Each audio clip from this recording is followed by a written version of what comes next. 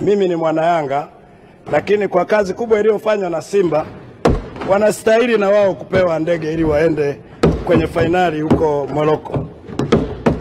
La pili, Mheshimiwa Mwenyekiti, nimewaona viongozi wa bodi ya ligi na nimemwona rais wa TFF, nampongeza sana, lakini nimemwona rais mstaafu Bwana Tenga.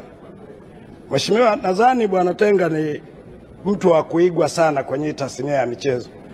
Ni kiongozi ambaye kwa kweli alifanya kazi yake vizuri na akastaafu na bado wanamtumia, lakini ni mtu anayeheshimika sana kwenye tasnia ya michezo. Sasa nadhani na wale mlioko kwenye madaraka muige mfano wa jinsi gani mzee Tenga aliongoza michezo yetu hapa Tanzania. Vinginevyo mtamaliza vipindi vyenu halafu mtakuwa maoyoyo huko mtaani, hamueleweki na muheshimiki kwa kazi mlizozifanya.